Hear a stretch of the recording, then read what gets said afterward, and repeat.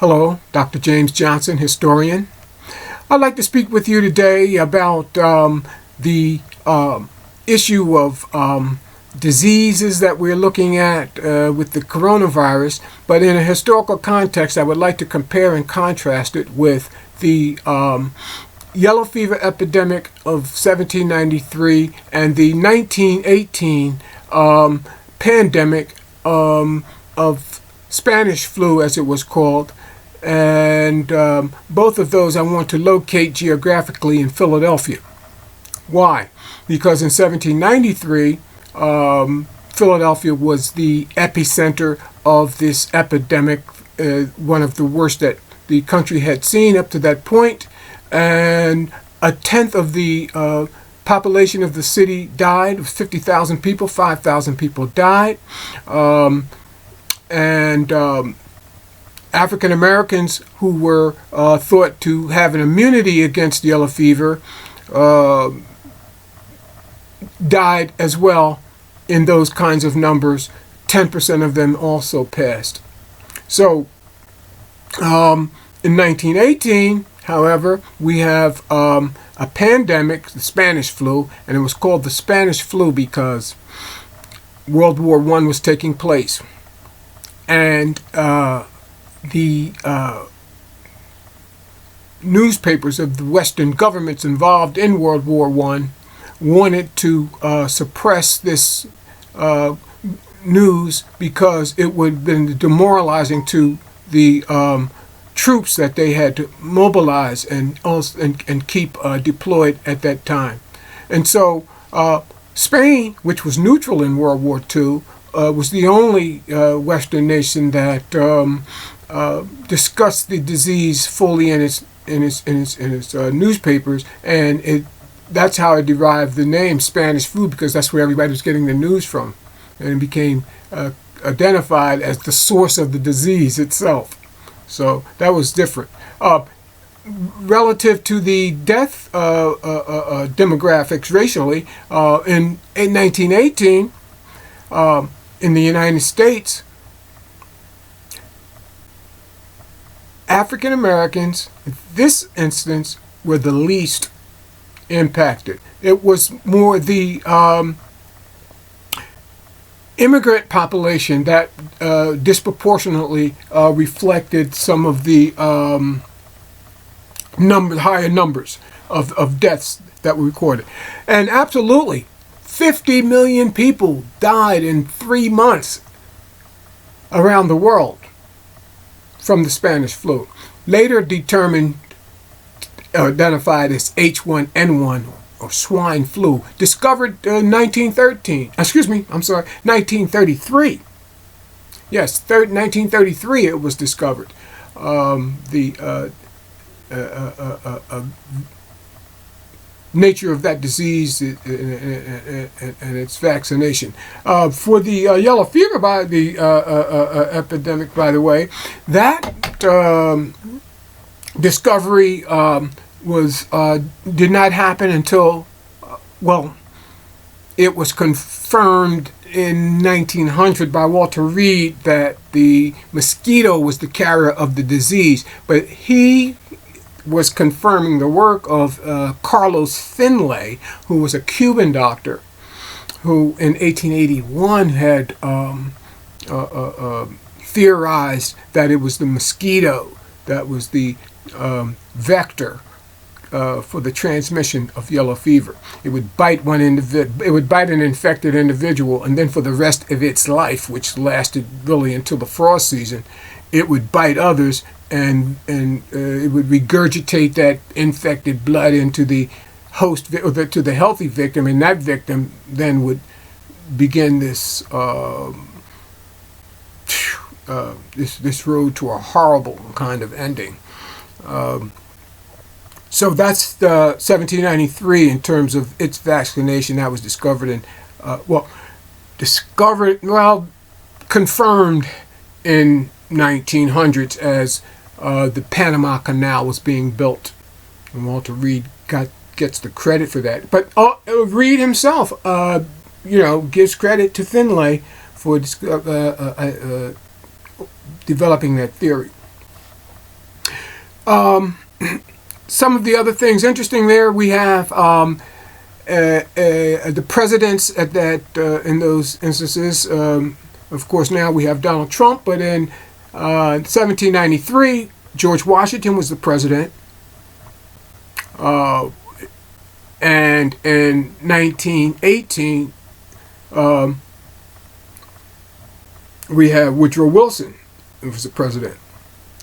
The capital of the nation was located in Philadelphia in 1793, so that's where the president resided, George Washington. But he went to Germantown, where the rest of the wealthy folks and all went to get rid. They didn't know what was going on, but it was clear that where the air was pure, or I should say, well, you know, given the inner city kinds of conglomerations of industry and residential activities, all, you know, on top of each other, those kinds of things, and was not rocket science then or now that, you know, Germantown had a healthier kind of environment. So that's where they went. Woodrow Wilson, on the other hand, stayed in D.C., but let me just look at those two presidents relative to their issues on both of them. I mean, George Washington was a slaveholder, and Woodrow Wilson was a famous racist who resurrected racial segregation in the civil service, areas of civil service. That's his famous contribution to race relations. Now, Wilson, his attitude was to kind of keep things suppressed, but again, he was the lead. He was leading a nation involved in the war, and so he's listening. You know, the objective is to keep these troops spirits up, and those and the nation's citizenry keep their spirits up to support the war effort. And George Washington, he rode back into town in November, symbolizing the resurrection of a healthy state. They both understood from scientific approaches, although they weren't scientists, that the disease was a problematic situation, and they dealt with it based on time, place, and circumstance. Now, the situation is, interestingly enough, we have such advanced science as the world has never seen before. We're down to molecular kinds of understandings of things, and we're looking for a vaccination for the disease right now. And relative to the leadership we have, however, we're looking now at a kind of rationale for the decisions being made not being in the national interest, and that is what makes it different from 1918 with Woodrow Wilson. Although they were both Trump, like Wilson, is not famously known for having any kind of friendly relations with African Americans.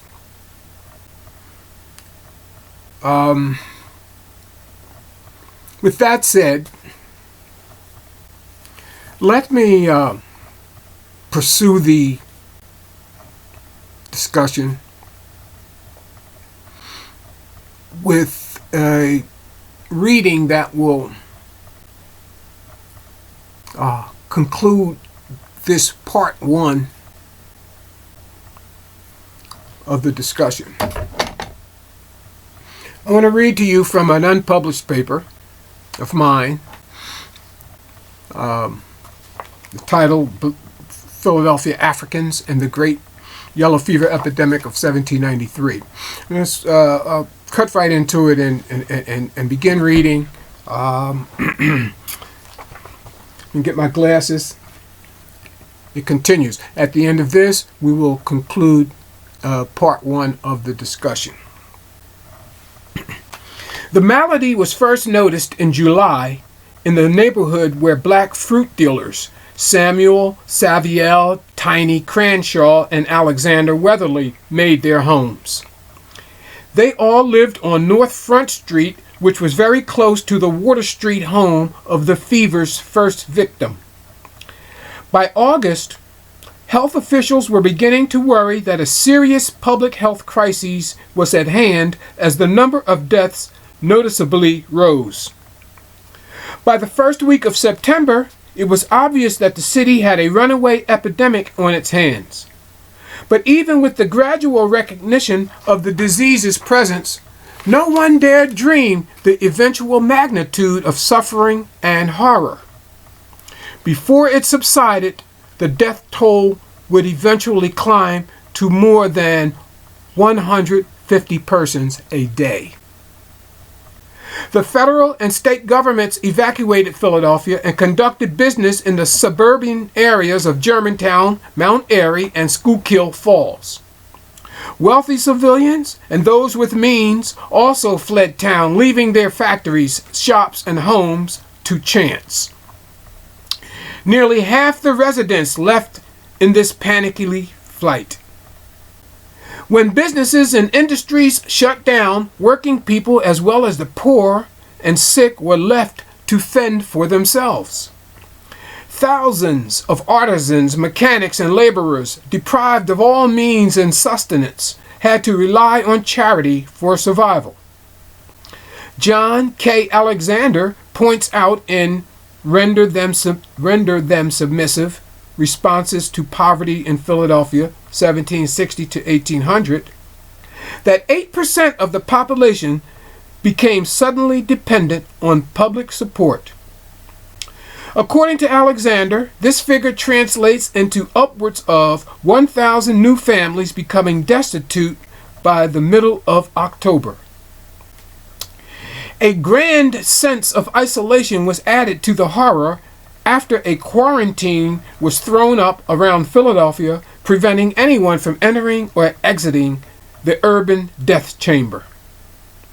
On September 9th, representatives of the black community published an ad in the local newspaper signed by Richard Allen and Absalom Jones.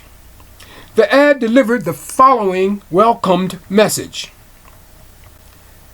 As it is a time of great distress in this city, many people of black color, under a great remembrance of the favors received from the white inhabitants, have agreed to assist them as far as their power for nursing of the sick and burial of the dead.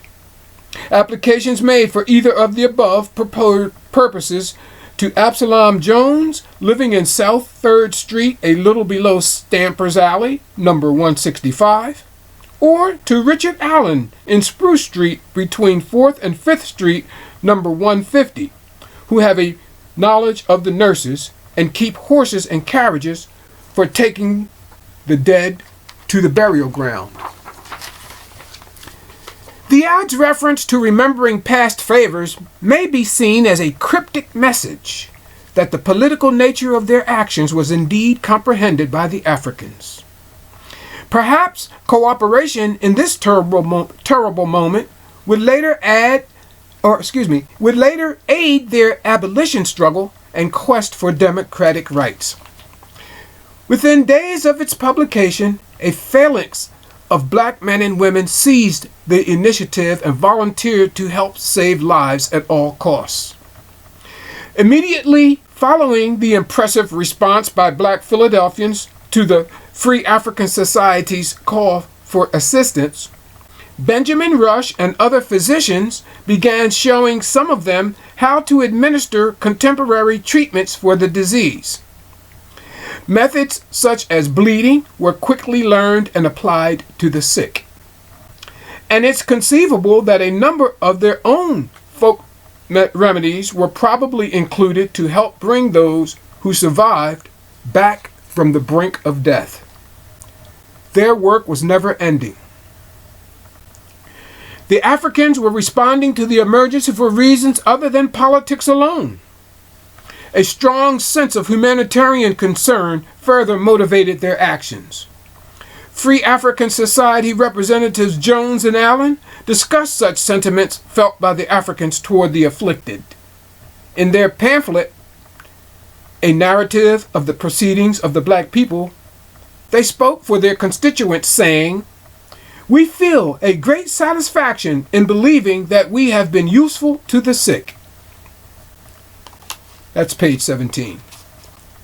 This pamphlet was actually an open polemic against a highly critical book published by Matthew Carey, who was the city's leading publisher at the time. In his book, A Short Account of the Malignant Fever, Carey accused the African nurses of extorting money from the sick and then providing slovenly services in return for inflated wages. Even a toned-down version of his criticism, which appeared in the 4th edition of Carey's best-selling book, was offensive and potentially damaging for the future employment opportunities of African workers in the city. It said, "The great demand for nurses afforded an opportunity for imposition, which was eagerly seized by some of the vilest of the blacks. They extorted $2, $3, and even $5 a night for such attendance as would have been paid by a single dollar. Some of them even were detected in plundering the houses of the sick." Historian Gary Nash posits that Carey's motive for slandering Africans stemmed from the desire to increase the employment opportunities for his newly immigrating Irish countrymen. Nash says, "Perhaps Carey's cruel remarks on the role of the free blacks derived from the Irishmen's advocacy of the large number of Hibernian immigrants flooding into Philadelphia and their lively competition with former slaves for unskilled and semi-skilled jobs. At the urging of the Africans and their allies, Carey's charges were bitterly defended, especially by the Free African Society. Jones and Allen lashed out at his hypocrisy-laden diatribe. They accused Carey of not only making enough money from book sales to save his faltering business from impending bankruptcy, but of also fleeing the city as well in its time of peril. Citing numerous examples to the contrary, Jones and Allen effectively argued that the moral conduct of blacks had in general exceeded that of the white nurses. Sarah Bass, Mary Scott, and Caesar Cranshaw are among those nurses of color who have been singled out by Jones and Allen. Miss Bass, after tending to several families, refused any remuneration of scale and accepted whatever she was offered. Mary Scott set her rate at only 50 cents a day, and Mr. Cranshaw, who, it is said he died with the flu, refused all attempts to pay him. Jones and Allen cite case after case of such magnanimous volunteerism. In many cases, the families of these women and men went neglected so that their patients, who were usually white and middle class, received near round-the-clock attention. Many of the well-to-do patients initiated a bidding process to entice African nurses into their homes. Some of these patients, after recovering from the disease, criticized their nurses for accepting the freely paid money. On September 14th, a few of the officials and influential citizens remaining in the city established a special committee to organize the distribution of resources to a desperate and terrified populace and to create a hospital near the suburbs. Threats to burn down a temporary hospital located on the grounds of an inactive inner-city circus led to the latter decision.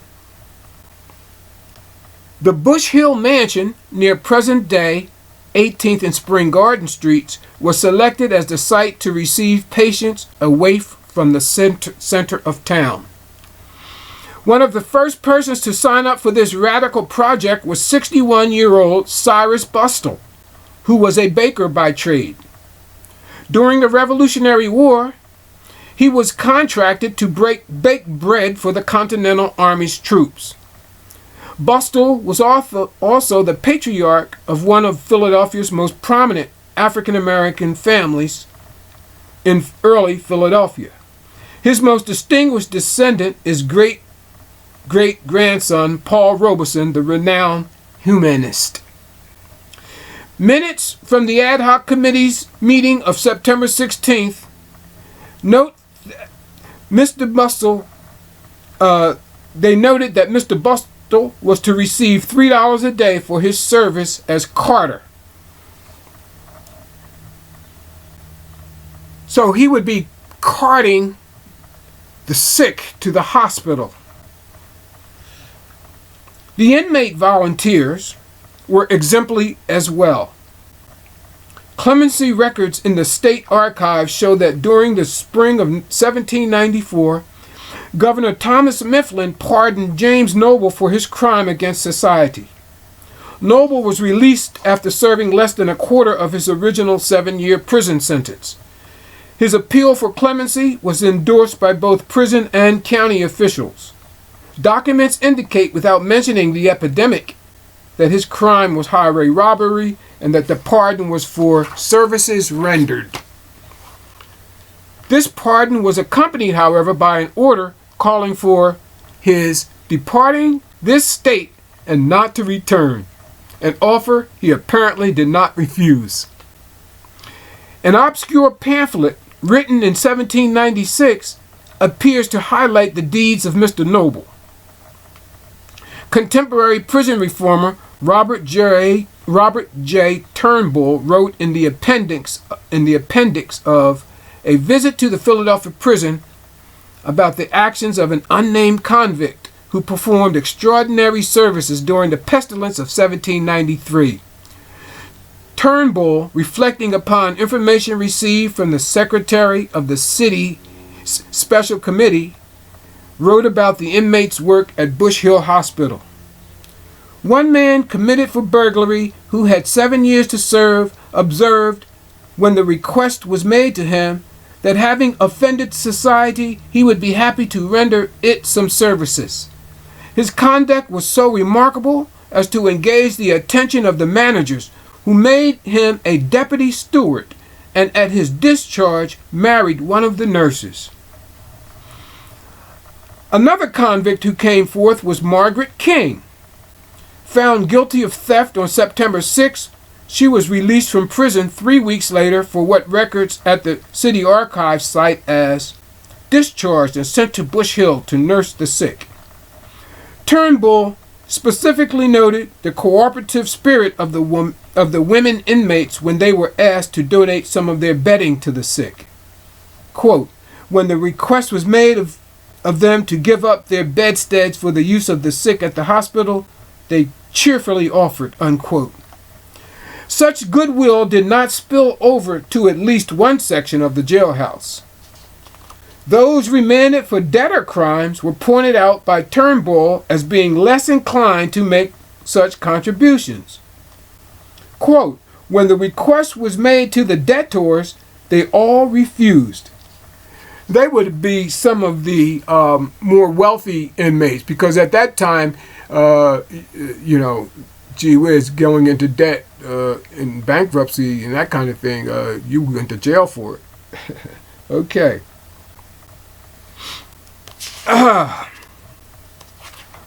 Jones and Allen state forthrightly in their pamphlet that it was the Free African Society who proposed the use of convicts to work at Bush Hill Hospital. They also pointed out that the majority of prisoners released to work with them were black.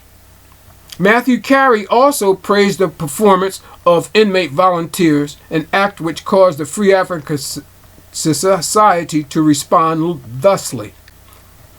Quote, "Here it ought to be remarked, in parenthesis, although Mr. Carey hath not done it, in parenthesis, that 2/3 of the persons who rendered these essential services were people of color, who on the application of the elders of the African Church were liberated, on condition of their doing the duty of nurses at Bush Hill."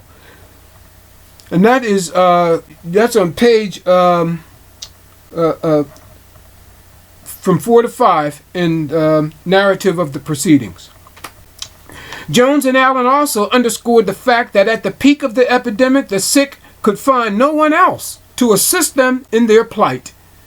And speaking directly to the Carey-led forces, the Free African Society explained that although some of the nurses were alleged to have neglected the sick, it is understandable how such a problem could develop. Due to single-handed attention, in many cases without relief, sheer fatigue became a great factor. They pointed out that the nature of the disease itself was sufficient to tax the strength of most people.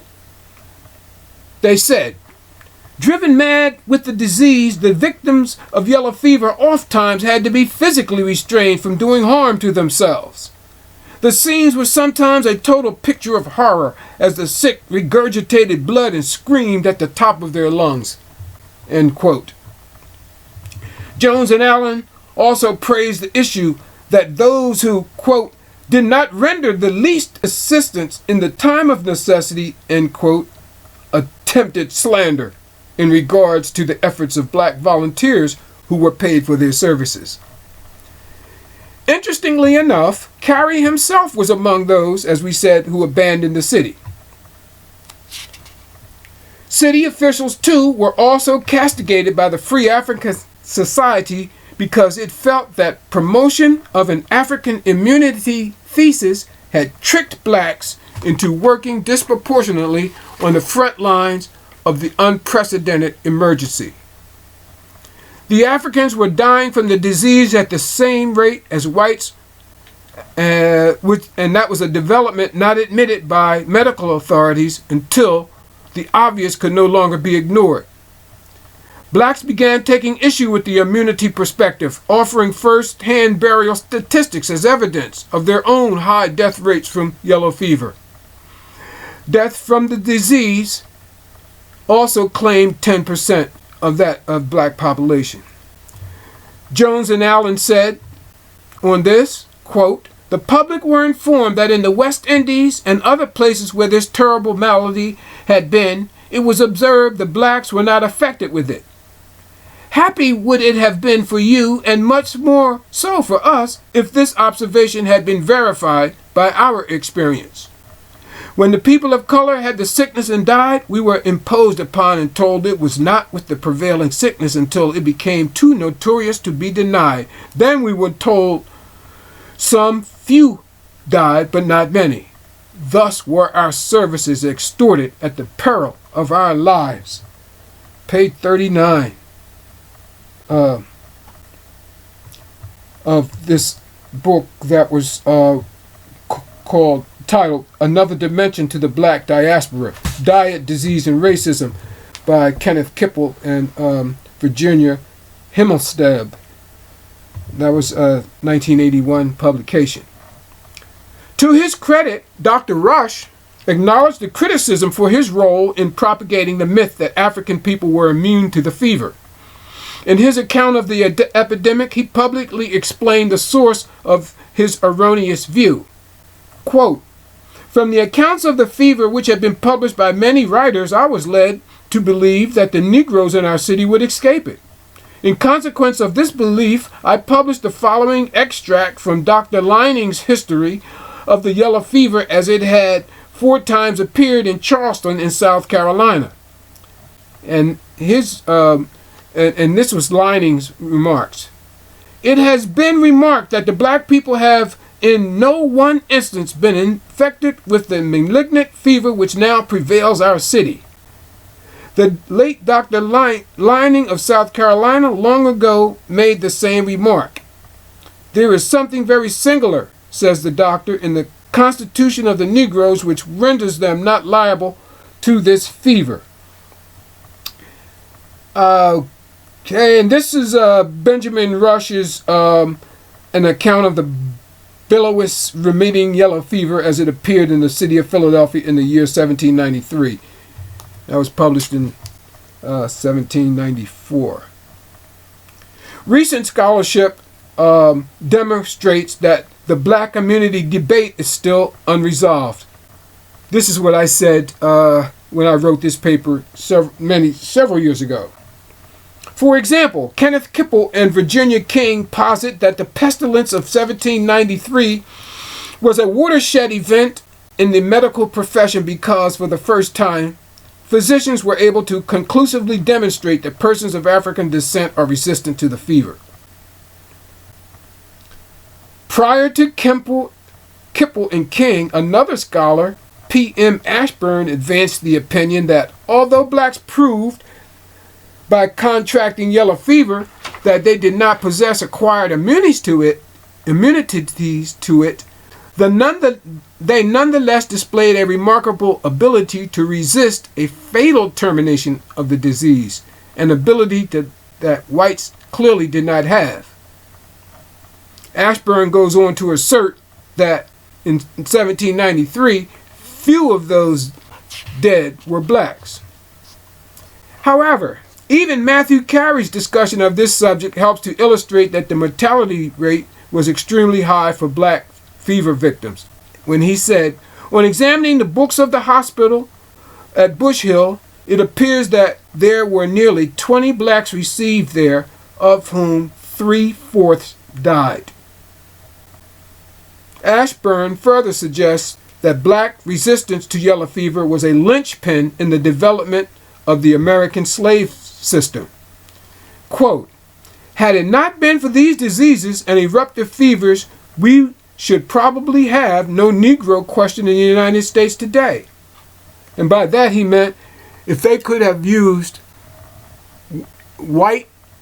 if they could have enslaved whites and used them as slaves, it would have been no need to use black people as slaves, because whites died at a higher rate. They couldn't handle that labor in those environmental conditions.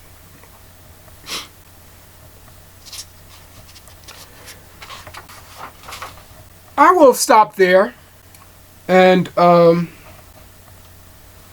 conclude this as part one of this discussion. When we come back, I will finish reading this